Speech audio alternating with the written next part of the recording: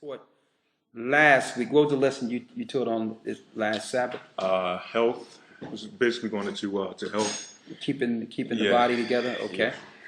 So the last I was in class, we had to cut Q&A short, and I said that I would pick it up because there was a lot of questions out there that I couldn't answer. Okay, so I'm going to answer questions for the first 15 minutes, and then we're going into the lesson today. All right? So, is there an elder in Philadelphia at this time? The answer to that is no.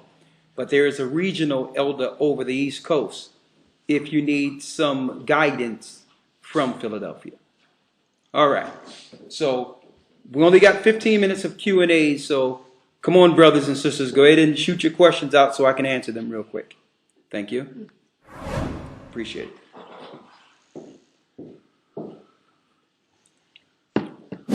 Some hot tea here.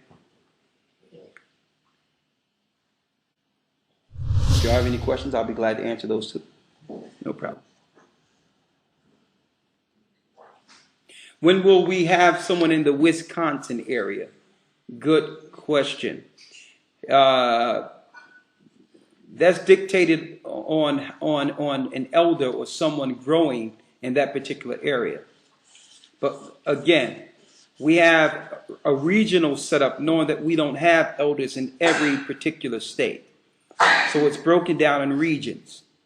And we did that so that even though you're in a place where there might not be a fellowship, we can help build a person or people there that can begin a fellowship in that particular area. But the first connection starts with the regional elders.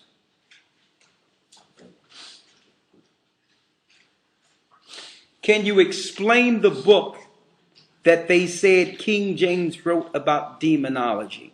That's good. That's a good question.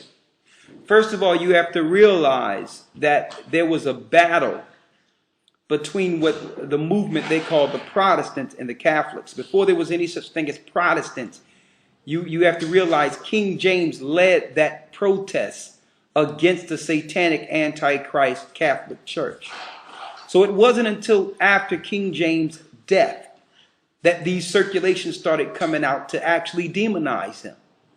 They had books that was made by Sir Francis Bacon and others claiming that he was a homosexual, claiming that he was dealing with all levels of wickedness.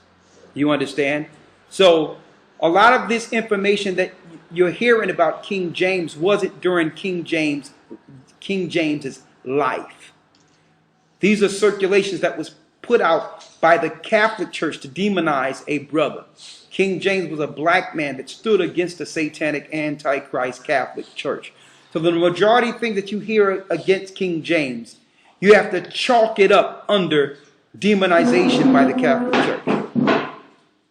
You understand? First of all, instead of it being a second author or someone claimed that King James did something, what works did you see actually from King James that connected him to demonology? None. So they waited till King James was passed.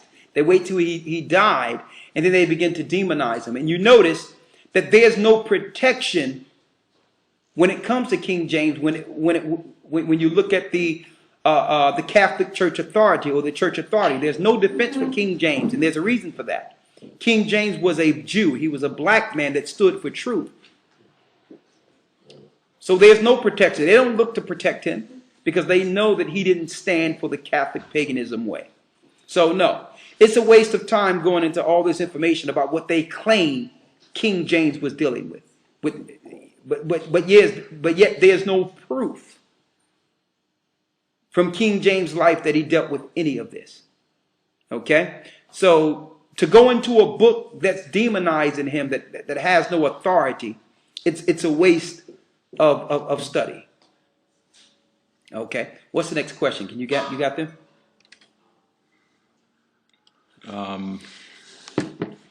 Someone says, should women be separate during the womanly cycle of 7 days? Okay, that is a good question, and that's a pertinent question. Let me pause this. That is a good question and a pertinent scriptural question based on the scriptural time of separation due to issues in Leviticus. We know in the Old Testament that it was unclean for a woman during her cycle each month for her to go into the temple during Sabbaths or holy days. Or you understand, usually you can go in with the congregation, but it was unlawful for a woman. In Leviticus 15 it speaks of it, right? It was unlawful for a woman to go, or a man, mind you, not just a woman or a man to go into the temple or amongst the congregation during an issue coming out of a person. That means, and that made the person unclean. That means any type of issue, which means, just say if you have a sore, an open wound, and there's pus and blood, that was unclean according to the law. So this have nothing to do with man per se, but the law of issue itself. If there's blood protruding from a person or leaking or pus or anything, they were deemed unclean and couldn't come amongst the congregation. You read about that in Leviticus 15. On the other hand, it was on the next level when it comes to women being unclean, because there was a place that the women used to go to be pampered during that 1 week period. Because why? Anything they sat on, anything they touched in the house had to be thrown out because it was unclean. And that leads us to understanding grace. Because if we're going to follow that to the letter of the uncleanness, then that means during the woman's time of month, any bed she sleep on, you must throw out of the house. Anything she touch in the house, you must throw out. Okay? Everything. If you touch a spoon, plate, whatever she touches in your house during that 7-day period, according to the law, you must throw out. So if you want to deal with the verbatim letter of the law, you understand, then be prepared for you not to have any property in your house. You understand? So then we must ask, well, where do grace come in? Well, we know that during a woman's issue, a man is not to deal intimately with the woman. That's something that we can control under grace. I mean, not under grace, but regardless, we can be separated because it's unclean to deal with a woman during that time. And usually the law, even without the law, we know that something is wrong with that. So a woman is not supposed to deal intimately with her husband during that 7-day period. Another thing we have to understand. When this law was instituted, it was in a controlled, lawful environment within Israel. Which means, keep in mind, if you're a woman or a wife or a sister go and touch something someplace else, and you touch it, you're unclean too. So what happens if a woman go into the store, or women in your society goes into a store to purchase something, her personals for that time? That means when you go into that store and touch the same thing she touched, you're unclean too. So how do we resolve that? We resolve that under grace, understanding that every part of the issue law cannot be followed in our present time. What we can follow without throwing things away or becoming unclean ourselves is not dealing with another person who's dealing with an issue during that 7 days. That's the clear-cut point of it. All right? Because really, during that time, because we're not following the laws of the Old Testament, everyone in the house is unclean. So if you try to restrict things from the woman that she can't do, then you must include yourself because she's living in your house. You're unclean too. So if you can't go to certain places and do certain things, if she can't go to certain places and do certain things, you can't either because you're in the house and have become unclean with her. So if there is a law where, I know some Hebrews say, well, during this time, usually women keep them to themselves anyway during this time. But women can't go to the service, or she can't go to get anointed, or she can't go to do certain things. Well, okay. If the law say that and that applies and there's no grace involved, then whoever in that house that's unclean with her can't go. That's just the way it is. Because she's not the only one unclean. She touched everything that you've touched. She laid on the bed that you laid on. She sat on the couch you slept on. Everything she touched in that house during that 7-day period made you unclean. So if you're going to restrict her, that's fine. But the whole house is restricted. Okay? So we have to understand where grace applies in certain circumstances. All right? So I hope that answered that question. What is the next question? Someone says, what are your thoughts of the debate between Elder Gabar and Shaka? My thoughts of that debate between Elder Gabar and Shaka is that if it leads to some level of understanding each other, then it's all for the good. It wouldn't be the first time that there was a debate or a discussion. When you look at Christ and the disciples, every place they went, there was a different discussion with people who were Israelites, who didn't understand the same doctrine.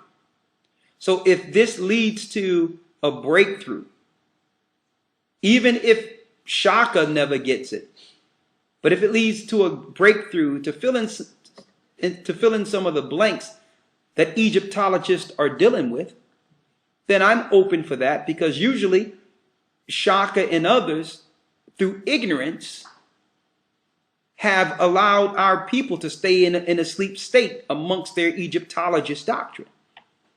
And it's because certain questions weren't answered. So opposed to, disrespecting the brother or just saying whatever the case is and hollering at brothers like people are doing, let's get to hear brothers and understand them so that we can fill in the blanks. Usually people fall into different doctrines is through ignorance concerning the truth. They just ignorant. They just don't know. They don't know the validity of the Bible. They don't know. They don't have anyone to fill in the blanks to make them believe that the Bible contradicts itself. So if a forum allow us to bring the truth, it transcends Shaka. That's my opinion on that. What's next? Someone says, Shalom, Tankerman. Same thing I wanted to know, but Elder Gabar did call me. Thanks to Elder Lawyer. Next, let's see the next question. My fiance would like to become an elder for the Wisconsin area. We are in the academy now. How can we go about getting classified? Good question. Well, being that your husband is in the academy, that's great. What we can do is we can link him in with the elders in the area, as far as of the region, and we'll go through a few things and we'll take some steps towards that. He can become a deacon in standing. It depends on how long he's been operating with us, and he can follow the directives, and we'll begin from there. So if he's in the academy again, at the end of the academy, we'll have a connection. We'll talk about it, and we'll discuss bringing a gathering to Wisconsin. Next question. Someone says, our family wants to be baptized in Southern Illinois. Okay. Well, that's no problem. We can get AHAYAH from Chicago to baptize you. Okay, so if you're willing to go to Chicago, this can happen almost immediately. Just send us an email, let us know where you are. AHAYAH will contact you. You can go to Chicago, deal with the baptism, and get directives from there as far as being a part of the church and what it all entails. Next question.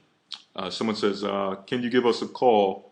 We have left an email and phone number. Well, you have to be patient with us because there is a long list of numbers and things.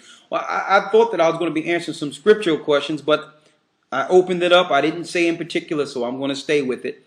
Okay, can you give us a phone call in its order? Okay, we have a lot of numbers, so just be patient with us. We will get to you.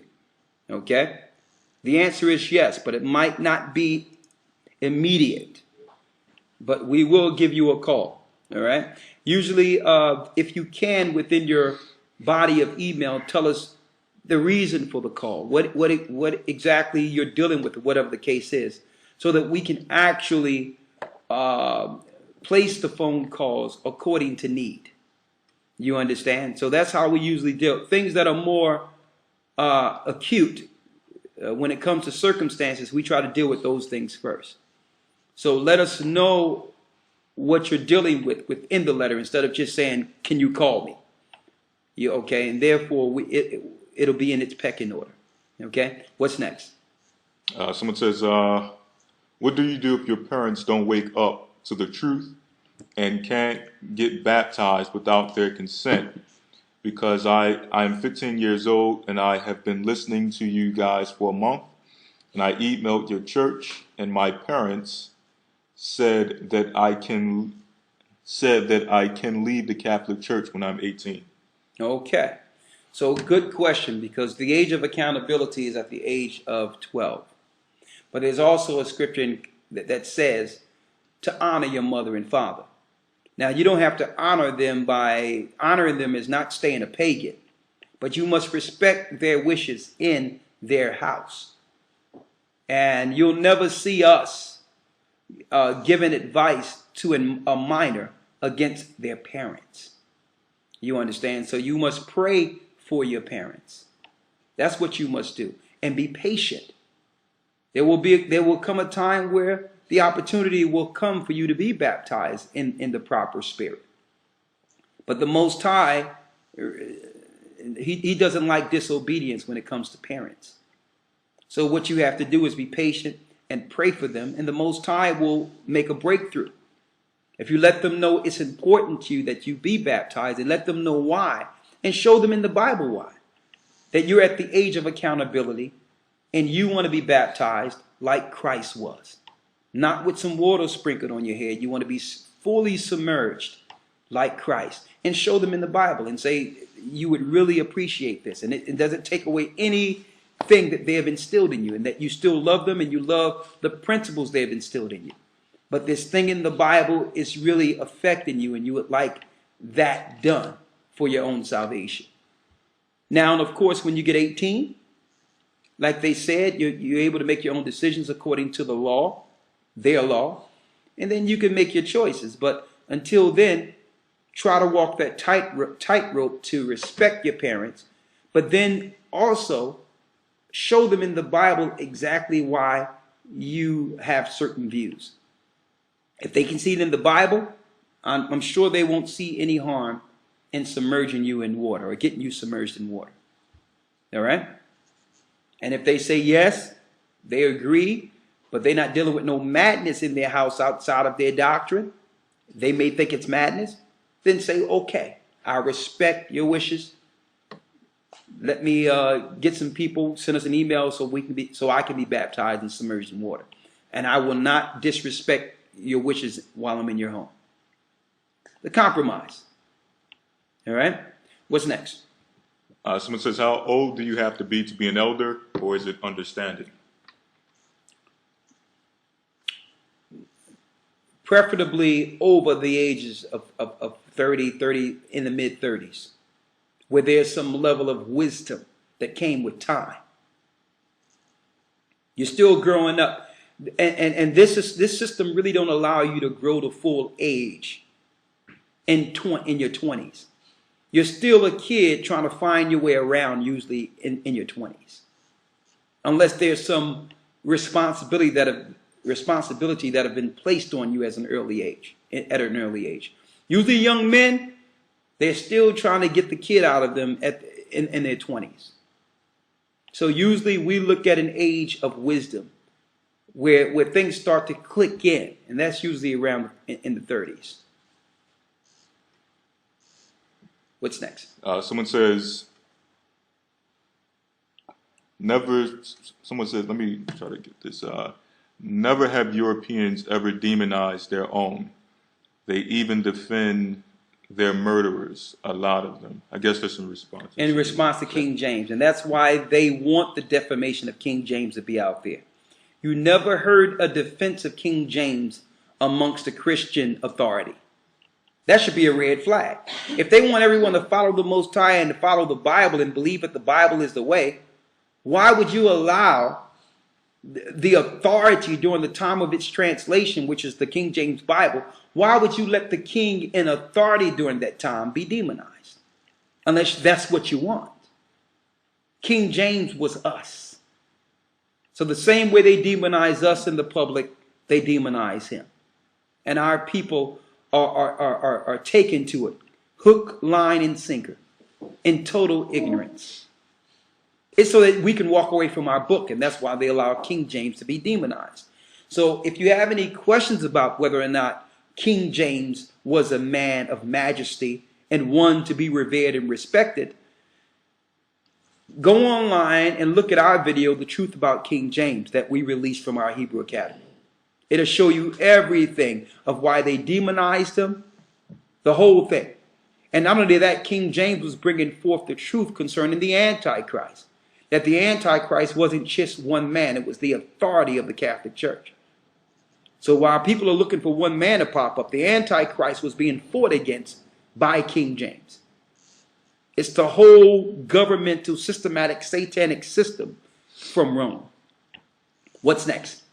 Someone says, what's your take in the claim of Ethiopian Solomonic blood connection?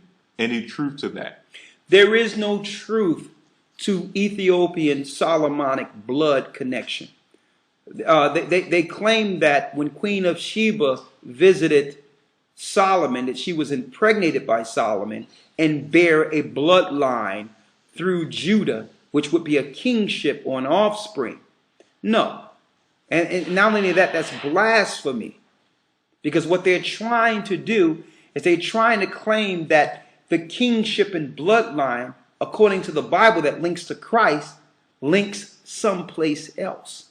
So if they can have a son that was born, whose age is beyond his son,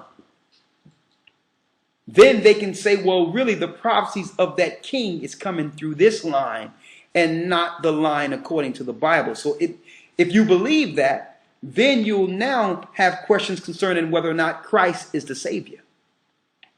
So you really have to look at the mindset behind their doctrinal scenarios when they come up with this Queen of Sheba in Ethiopia. It's deep because it's Antichrist.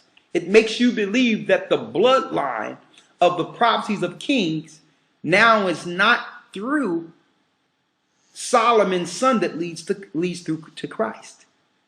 And therefore, you don't need to believe in Christ. And as you see, most people that believe that doctrine believes that Haile Selassie is the one. See that? Claiming there was a kid that was born through Solomon that led to Haile Selassie. That Haile Selassie is really the heir to that throne of David. See? So when anything that's adverse to the prophecies of the book, you know it's sheer madness and satanic. You have something there? Yes, this is Genesis 49, verse 10. Yes. The scepter shall not depart from Judah. The scepter shall not depart from Judah, according to the Bible. Nor a lawgiver from between his feet, until Shiloh comes. Until Shiloh comes. Shiloh means the peaceable one. That's a direct lineage from Judah to Christ. So they can't just try to inject another person through a relationship between Queen of Sheba and Solomon. That's nowhere in Hebrew record that actually happened. It's a lie. A satanic, anti-Christian, anti-Christ lie. All right, what's next? We've got a few more minutes here.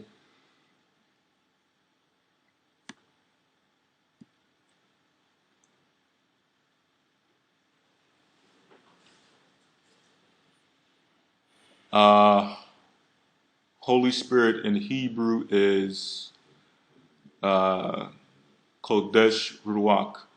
I couldn't find Wa Ruach. Wa means and. Wa means and. Okay? It's a private message. Yeah, what's that? We're going to open it up for a few more. How many minutes we've been in so far? It's 6:07 right now. Oh, okay.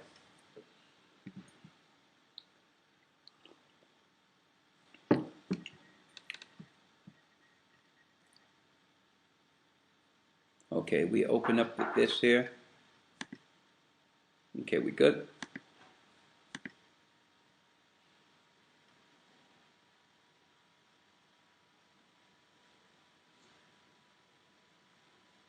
Okay, if you want to get in contact with Dale,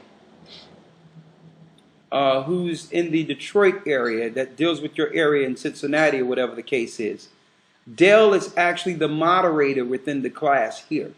So why don't you just send him a private message? And that's a direct way to contact him now instead of going around. Dale is actually the moderator of this particular class today. Send him a private message with your information and he'll contact you. Someone says, can you do a lesson on what it means to be married? In fact, I think there's a few more before that. Okay, what you got? What you have there?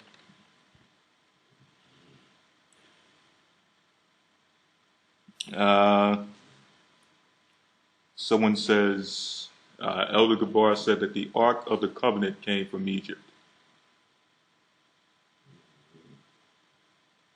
Well, we're going to be going into that at a later date, okay? How some of the power that left Egypt with Moses, with the gold and all the riches that they accessed, that there was other things, including the gold and all that was brought with them, that the Most High had him take, knowing that they would build the Ark of the Covenant in the wilderness. You understand? So it was in the substance that was taken from Egypt, because the Most High had foresight of what would be built in the wilderness, which was an ark.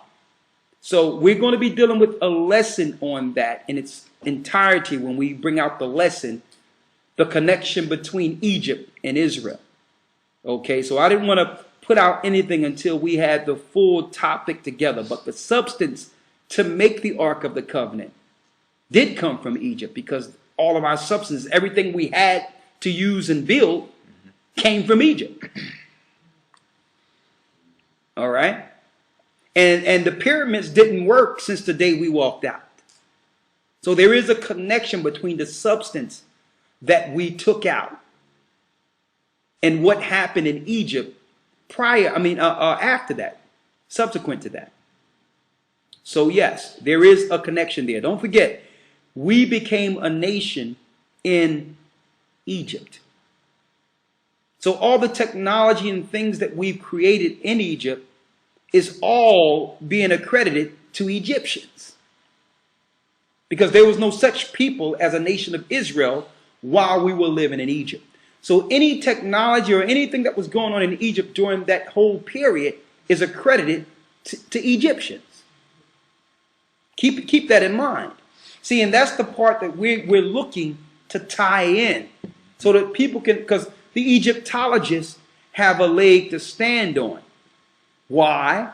Because all the greatness that they are looking at to draw people into Egyptology actually happened through our technology that the Most High gave us to become revered in Egypt. The problem is Egyptologists are equating all that to Egypt and don't realize that was us in Egypt. So we have to tie that in for them, because what they claim is, well, there's no such people as Israel in Egypt in the time period they claim that they were enslaved. Well, there wouldn't be no history of Israelites in Egypt, because Israelites did not become Israelites until they left Egypt. So you will not find no history of Israelites in Egypt, because we were called Egyptians in Egypt. So that's the piece we're going to tie in. All right. And I know a few things Gabar is actually putting out there right now. But, you know, I'm not going to put anything out there until the whole lesson come through. I'm not going to filter no stuff out there. I'm going to wait till we have the lesson and bring circumstantial proof that's going to destroy all that Egyptology doctrine that they have against Israel. It's going to just take it down because it's going to fill in the blanks. And I think this will be the bridge between them and the Bible. Because a lot of them, it's true. It's true. And their spirit is linking into our time in Egypt because it was us. They just don't know that these people were Israelites, became Israelites. All right? What's next? Someone says, did I miss the lesson? We're going to begin the lesson in a couple of seconds. We have a few things I wanted to go into.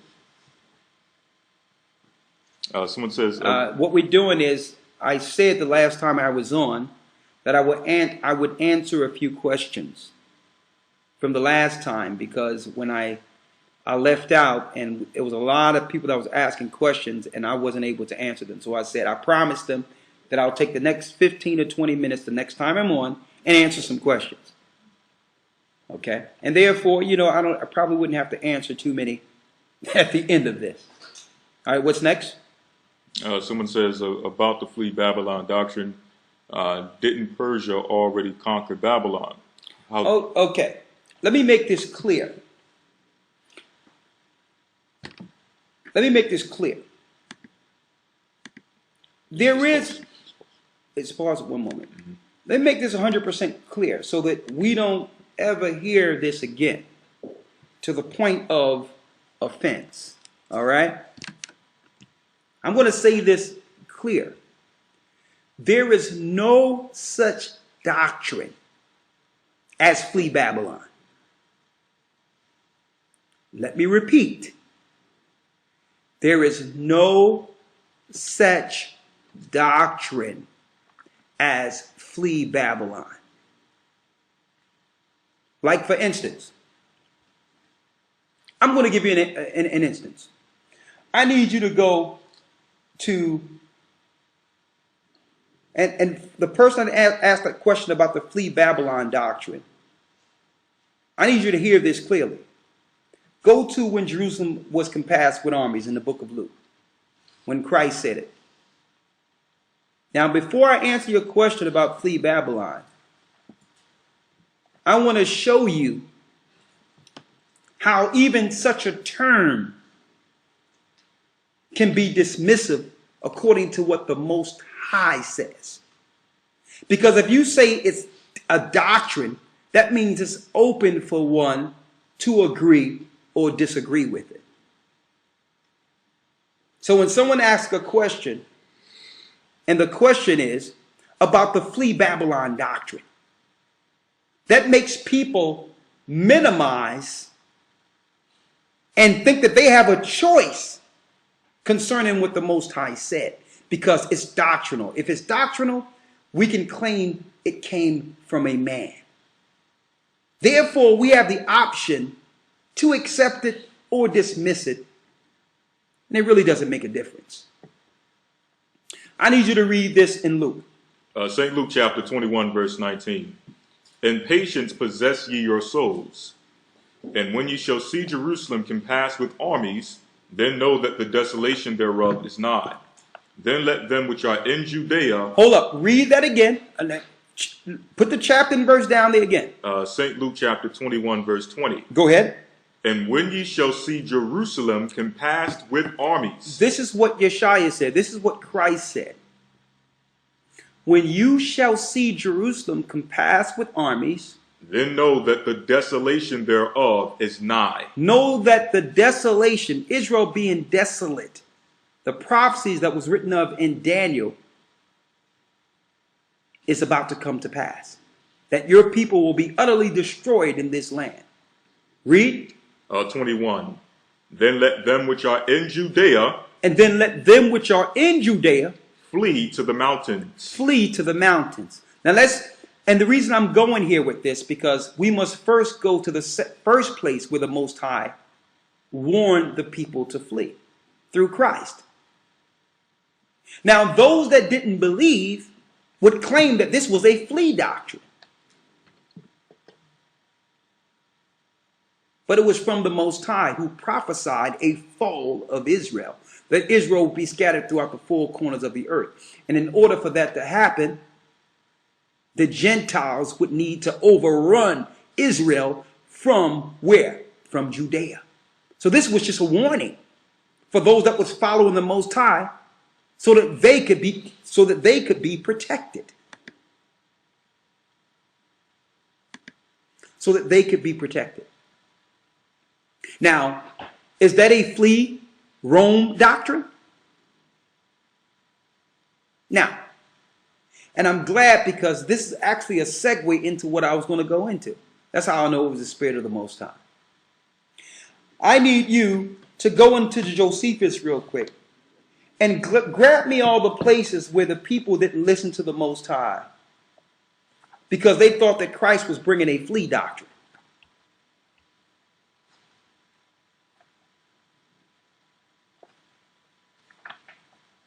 For the people that stayed back.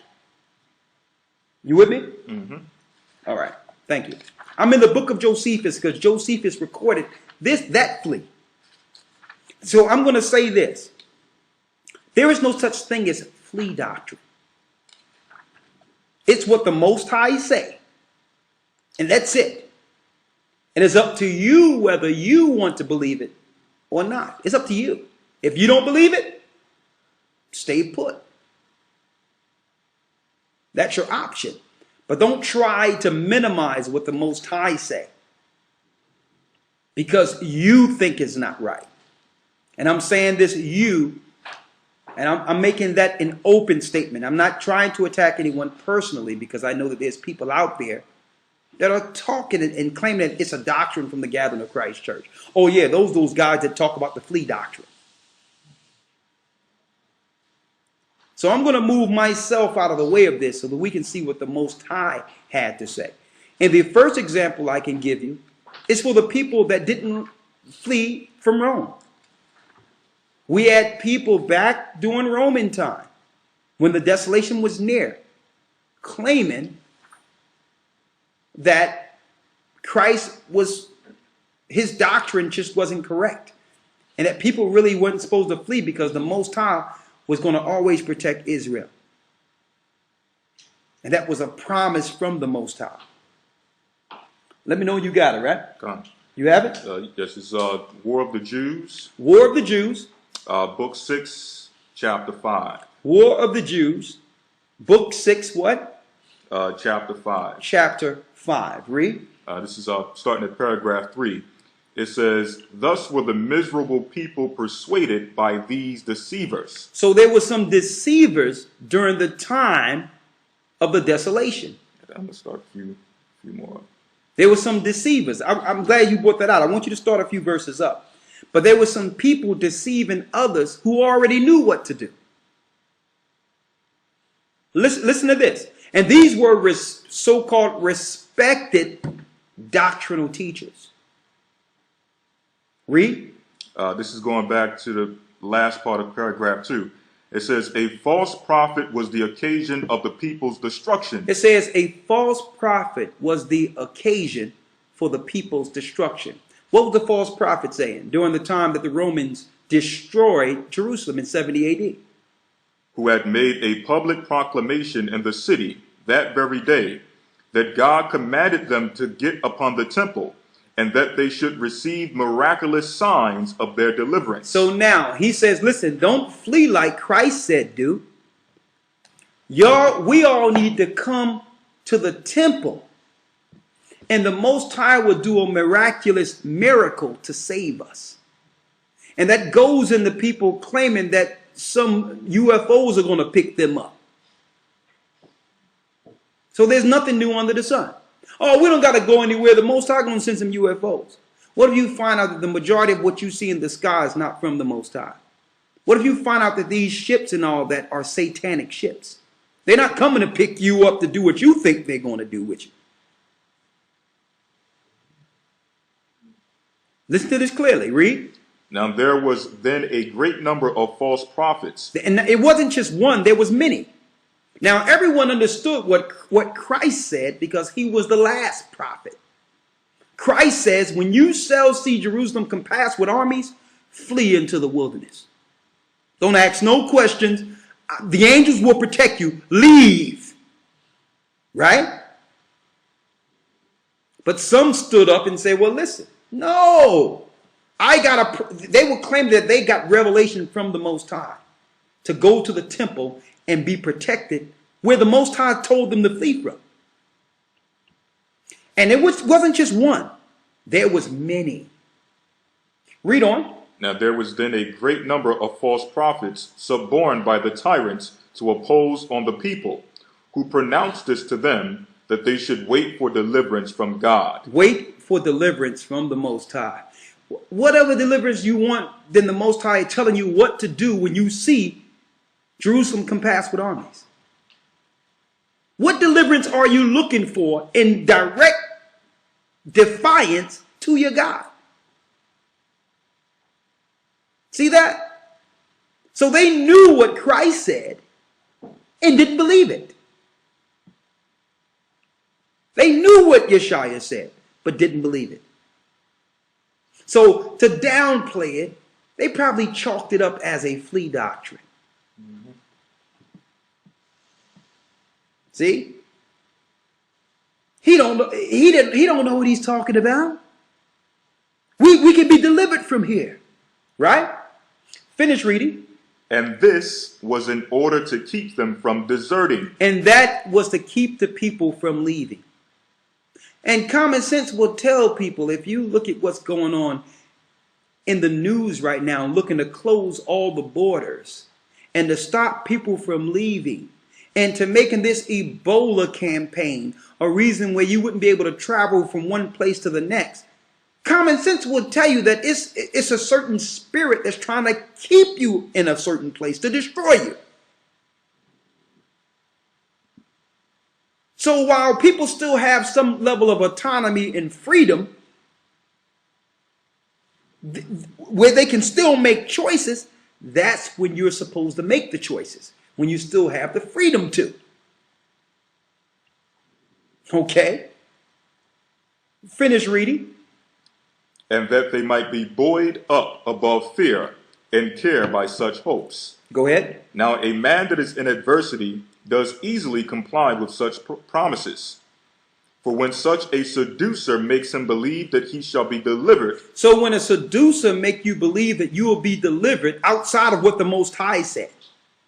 And it's deep how people have flipped it around to make people believe the deceiver is the one that say flee. The deceiver is the one that's looking to go against what the Most High said. That's the deceiver. So I don't care how many scriptures someone may go to where the Most High say deliver, deliver, deliver, deliver. How can you be delivered when you didn't first do what the Most High said? That's the question. Will Israel be delivered? The answer is yes, but from where? He's definitely not going to deliver you from the place he told you to flee from. Okay? You will not, the same way Israel was not delivered from Rome. Finish reading. For when such a seducer makes him believe that he shall be delivered from those miseries which oppress him, then it is that the patient is full of hopes of such his deliverance. Thus was the miserable people persuaded by these deceivers. So the miserable people were persuaded by the deceivers. Those are they who claim they Israel, claim they know what they're talking about. But they see where the Most High say flee and say, well, the Most High ain't really saying flee here. The Most High's not saying that. That's what they claim. Listen to this clearly, read. Thus were the miserable people persuaded by these deceivers, and such as belied God himself, while they did not attend nor give credit to the signs that were so evident. They didn't give credence to the signs that were evident. Now, mind you, Israel had enough time to understand what the signs would be. Christ made it crystal clear. When you shall see Jerusalem compassed with armies, flee into the wilderness. That's your sign. Keep in mind, there's nothing new under the sun. So when the Roman armies were first going through Jerusalem, there was no physical threat to the society. At first, they was actually there as a form of police that was helping in certain circumstances. So the people, our people, got used to seeing them because they weren't harming us at that time. But what happens when the Caesar or the president decree an executive order? The armies are already in place to do what they need to do against us. So the executive order, if you understand anything about history during that time in 70 AD, was a decree from Vespasian and his son Titus to take Jerusalem down. And the armies were already in place through a false flag that happened a few years prior through Nero. Nero burned 7 cities and a few cities in Rome and claimed that we did it, claimed that the black Jews burned Rome. And that was a pretext for them to now have army amongst a people who knew that you cannot be policed by another nation. See? Our false flag in our modern time was the Twin Towers.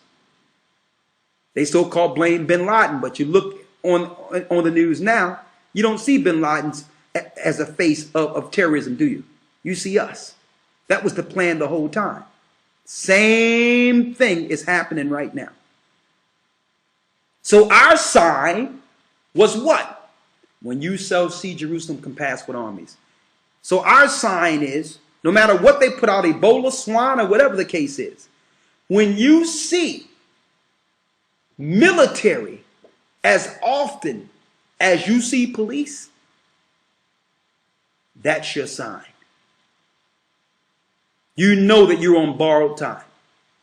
When you go outside and you begin to see as much military as you see police, and it's prevalent in your system, even though in your society, even though they're not doing nothing to you, but their presence is there.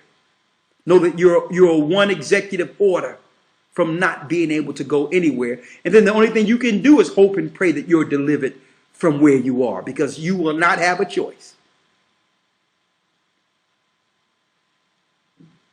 Okay? So what we can do is give you examples of the past, because it's nothing different. Christ told us what to do. Those that had any sense fled into Africa, and that's why you are here today to ask about the flea doctrine, because they took heed to Christ's prophecy. See, our parents listened going into Africa. That's why you're here. That's why we're here. These are they that follow the signs. Now we're here in modern day Rome. Same campaign, same prophecies. Finish reading. It says, thus were the miserable people persuaded by these deceivers, and such as belied God himself, while they did not attend nor give credit to the signs that were so evident, and did so plainly foretell their future desolation, but like men infatuated, without either eyes to see or minds to consider, did not regard the denunciations that the Most High made to them. They were so caught up into thinking that it wasn't so, that Jerusalem could not be destroyed. They ignored all the signs that would have saved them. And this goes into people I see out there that are trying to go through the scriptures to try to come against us about whether or not people are supposed to flee. And they're so concentrated on us. They're not even looking at the signs that Christ and the Most High left for them in this time. Keep in mind, we can't save anyone. All right? Keep that in mind. So you're so focused, people are so focused on man, they're ignoring what the Most High said. What did the Most High tell you? Okay? And see, that's the issue now. They're so focused, their attention went someplace else. You should have known it would come a time where the Most High would begin to call his people out of these particular servitude lands. You should have known that it would come a time. And you would know it, and you should have known that it would come a time that the Romans would eventually try to fulfill what they couldn't do in 70 AD. Put a global net on the earth to kill us off all at once, especially in these cities. So when I hear someone claim or say the flea doctrine, that's minimizing what the Most High said. And it's the same spirit that was deceiving people back during the time where our people should have listened to Christ, who knew what Christ said, but decided to follow these deceivers. Okay? Finish reading. Thus, there was a star resembling a sword, which stood over the city, and a comet that continued a whole year. Now, these things were actually signs in the heavens that people could see. We were reading the stars back then. So the Most High, right before he allowed the Romans to destroy us, like was prophesied in Daniel, the Most High had signs in the heavens where the stars were shaped like a sword over our land.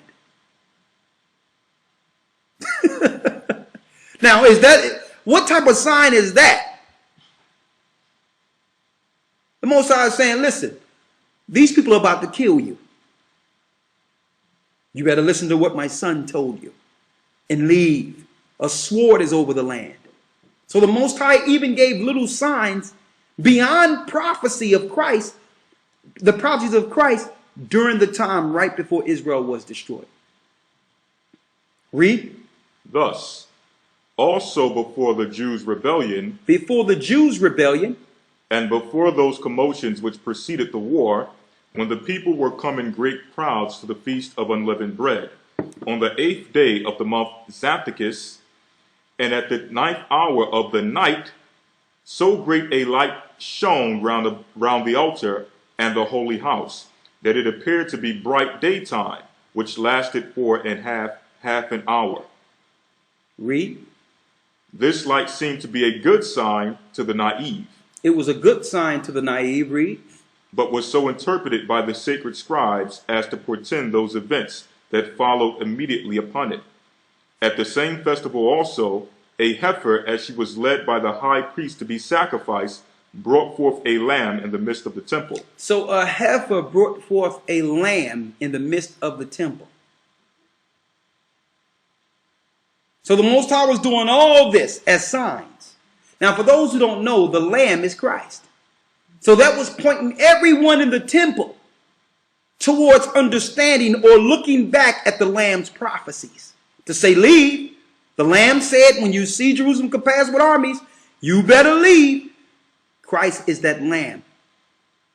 So the Most High had an heifer give birth in the temple and bring forth a lamb, so that all the wise men and those that were understanding scripture would look at the prophecies of Christ and leave.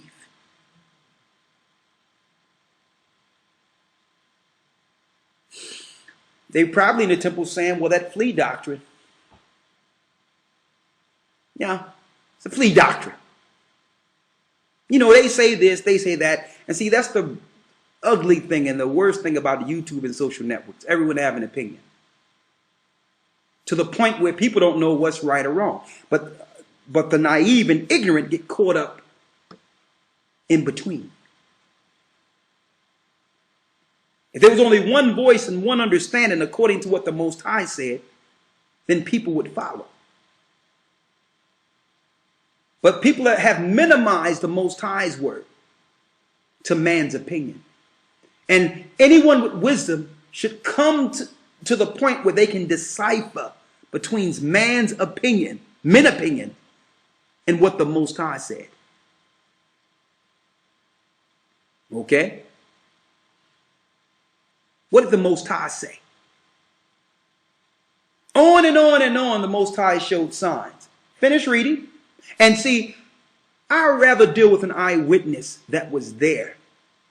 Josephus, or Yawasop in the Hebrew, a black Jew, was paid to record this account in Roman history. So if you don't believe this, this is actually if you don't believe the Bible, some people don't, this is a secular historical book that can be corroborated through Roman history. So Josephus actually lived. He's documented in Roman history.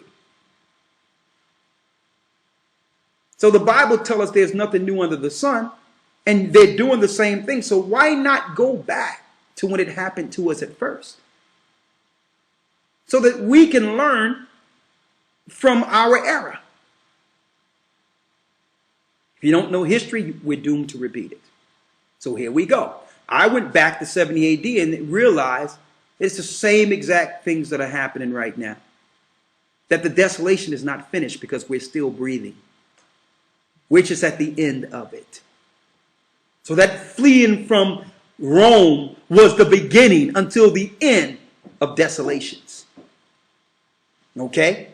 And the Romans are able to do the same thing over and over again due to our ignorance. And then the authoritative people, those who should know scripture, are now trying to downplay what the Most High said. Finish reading. Moreover, the eastern gate of the inner court of the temple, which was of brass and vastly heavy, and had been with difficulty shut by 20 men, and rested upon a base covered with iron, and had bolts fastened very deep into the firm floor, which was there made of one entire stone, was to be opened of its own accord about the 6th hour of the night. Now those that kept watch in the temple came, but running to the captain of the temple, and told it of him, who then came up there, and not without great difficulty was able to shut the gate again. This also appeared to the vulgar to be a happy prodigy, as if God did thereby open them the gate of happiness. But the men of learning understood it, that the security of their holy house was dissolved of its own accord, and that the gate was opened for the advantage of their enemies. So these publicly declared that the signal foreshadowed the desolation that was coming upon them. It was foreshadowing that the Most High wasn't going to protect Israel. That he was going to allow the enemy to come in. Why? Because it was prophesied, because of our sins, Israel had to become desolate and be scattered and one day be gathered back again. That's why Christ even said that the fleeing didn't stop with Rome. It says, when you are persecuted in one city, flee into the next. It didn't stop with Rome. We're in the city of the great whore, the majority of us today, who is Judah. And it's not just New York. Finish reading. Besides these, a few days after the feast, on the 120th day of the month Artemisius, a certain great and incredible phenomenon appeared. Go ahead. I suppose the account of it would seem to be a fable, were it not related by those that saw it. And were not the events that followed it of so considerable a nature to deserve such signals? For before sunsetting, chariots and troops of soldiers in their armor were seen, running about among the clouds, and surrounding of cities. So the Most High even showed Jerusalem being taken down by armies through the clouds. He was showing signs through the clouds, showing an army around Jerusalem where no one can get out. Why do you think everyone is speaking of border control and border? Let's close the borders. Let's protect the borders. Why do you think you're hearing that right now? Why do you think you're hearing it?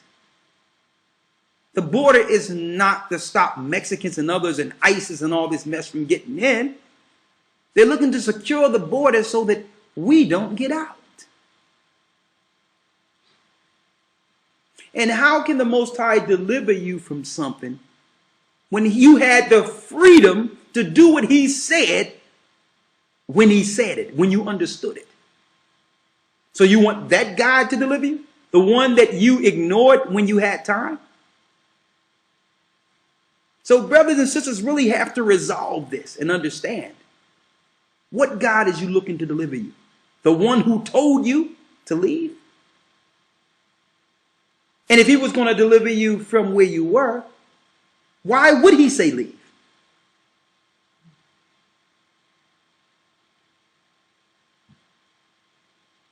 Right? Now, let's just give him the chapter so I don't read this, but give him the whole book of Josephus and you read it and you tell me if there's any such thing as a flea doctrine.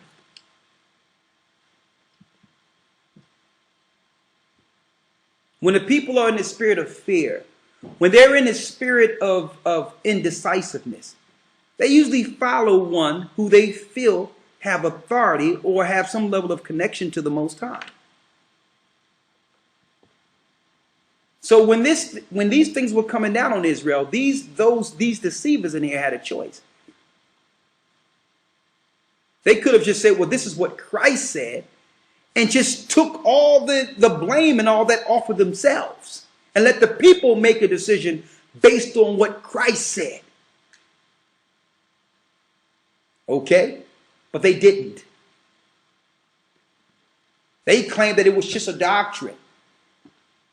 And that the Most High would never destroy his temple.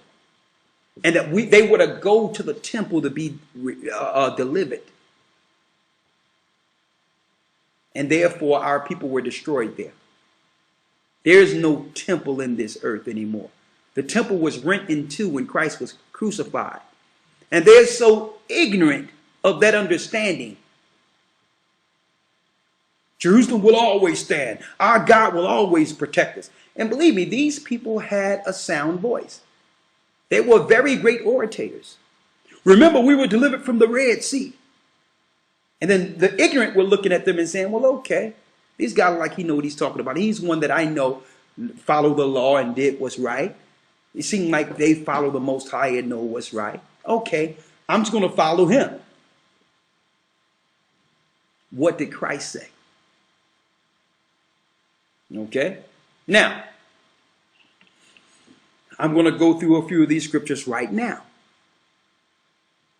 Let's go to Revelations 18. And someone tell me whether or not this is a doctrine or this is the Most High. Who asked the question about that? What's his name? Or her name? Let's see. Rudy Pina. Yeah. Okay, Rudy Pina. When I'm finished this, real quick, I need you to let me know what the flea doctrine is. Rudy Pina, you asked the question. Start at Revelations 18 and 1. Revelations chapter 18, verse 1. And after these things I saw another angel come down from heaven, having great power, and the earth was lightened with his glory. Okay. And he cried mightily with a strong voice, saying, Babylon the Great is fallen, is fallen. Babylon the Great is fallen, is fallen. Now, mind you, this is answering the second part of your question. Didn't Persia already conquer Babylon? Well, if Babylon was already conquered, why is it saying in Revelations, Babylon the Great is fallen, it's fallen? So what Babylon is speaking of here in Revelations? Because if you know biblical history, John came hundreds of years after Babylon was already taken down. The ancient Babylon, which is Iraq. So obviously there's a different Babylon outside of the Babylon that was taken down by the Persians. Yes? So let's just focus not on the ancient Babylon in the Old Testament. Let's focus on this Babylon that John is speaking of in Revelations 18. Can you focus with me? Let's leave the old one alone and let's find out the one it's speaking of here. Read. Revelations 18:2. Because I agree. Babylon was taken down by the Persians. Iraq was taken down by the Persians in old time. See? That's true. That's correct. But don't forget, in the prophecies in the book of Jeremiah, it tells us that Babylon would not be inhabited by man or beast. So obviously, if Saddam Hussein was still in Iraq during our time, that could not have been the Babylon it was speaking of. Because men were still there and animals were still there, even after being taken down by Persia. Are you with me here? So there must be another Babylon where it says that there will be no man or beast left. Now I know clearly that it's speaking of America, who is the daughter of Babylon. Let me show you. Get your precepts together. I'm going to show you. How do we know it's the daughter of Babylon? All right? Read that again. Revelations 18:2. And he cried mightily with a strong voice, saying, Go ahead. Babylon the Great is fallen, and is become the habitation of devils. So obviously this Babylon has become the habitation of devils. So the ancient spirits would be moved from ancient Babylon to the new Babylon to control the people. So when something comes to this new place, they would bring demons with them. Right? Now, how do we know this is not speaking of ancient Babylon and a different Babylon in Revelations? Follow me. Hold that. Let's go to Psalms 137.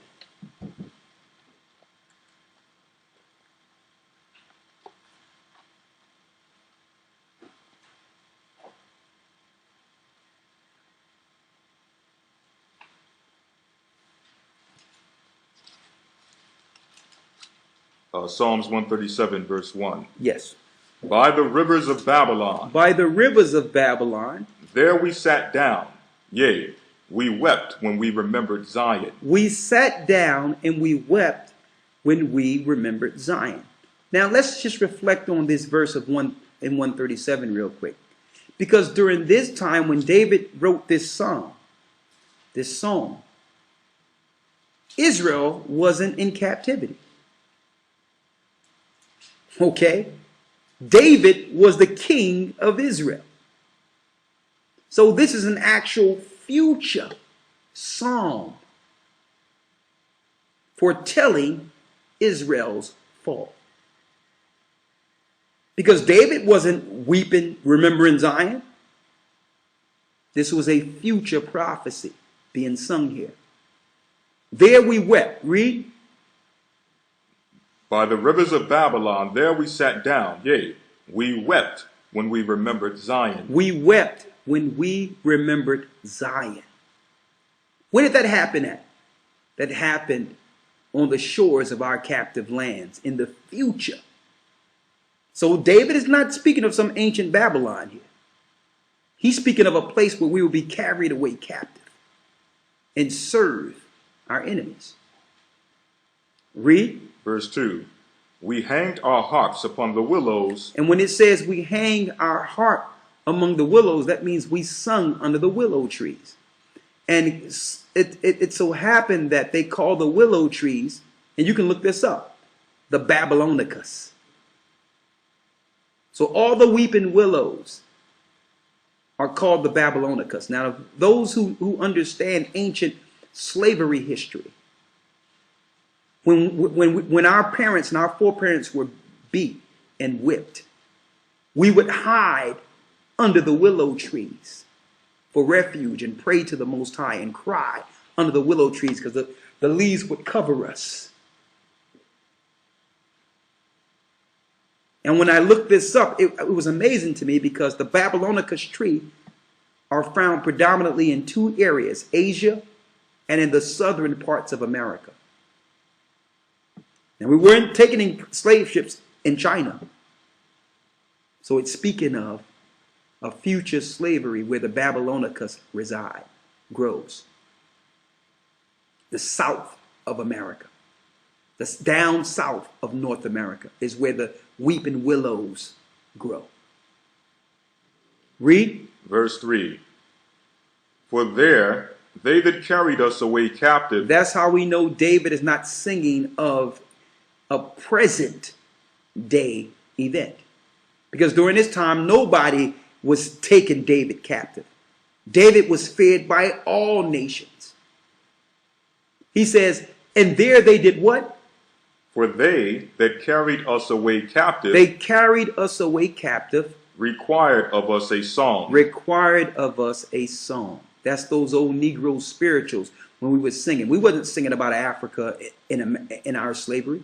We were singing about Zion, over the river Jordan, let my people go. We were singing about Israel. That tells us that the old Negro spirituals, those that were brought over, knew they were Israel. They weren't singing about Africa. Read. And they that wasted us. And they that wasted us, and it's going to show you who wasted us. Read. Required of us mirth. And they required for us to smile while we were singing. And that's where you get the sambo from. To smile and dance and jig for your master. Read. Saying. Sing us one of the songs of Zion. Sing us one of those old songs of Zion. That's where you get, that's the origin of gospel music. Now this is Babylon it's speaking of here. Not Iraq. Not the place that was taken down by the Persians.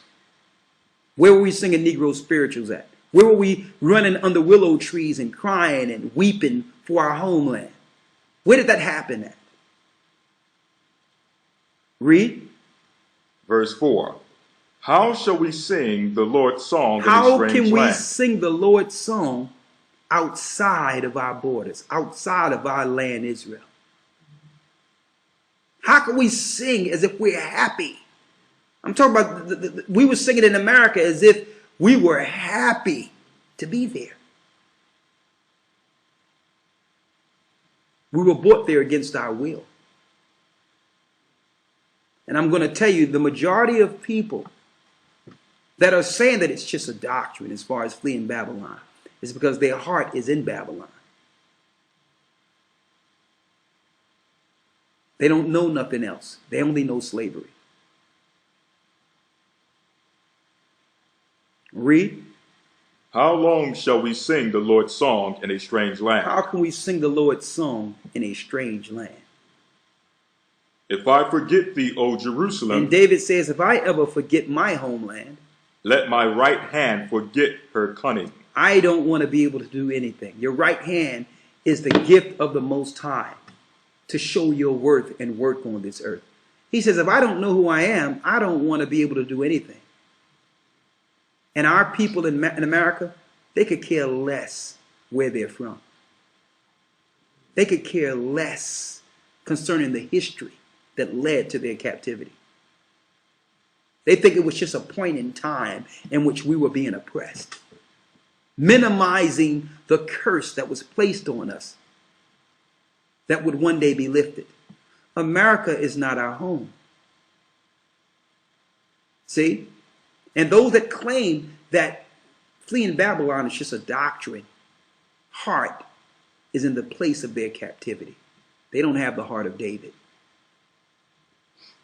who desires something greater, which was promised to our fathers. So fleeing is not the fear. It's not because you're scared you're fleeing. People that are scared are those that are sitting pat. They are afraid of operating with the Most High's faith.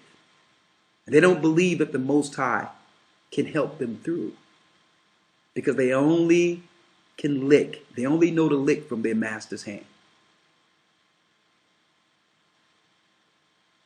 Finish reading.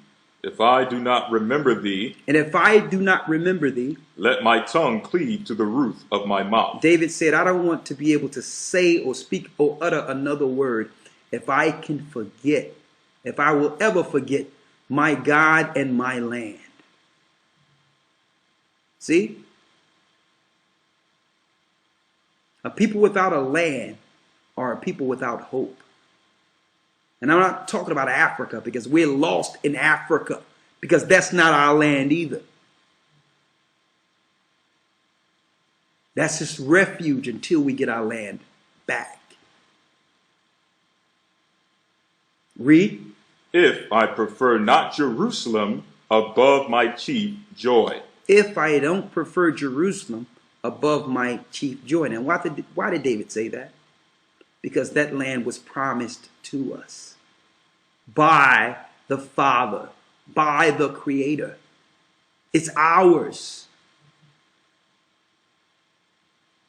But for those who are used to being slaves, they love their captivity and stay thereon. They don't desire nothing outside of massa and slavery and captivity. That's a home-born slave.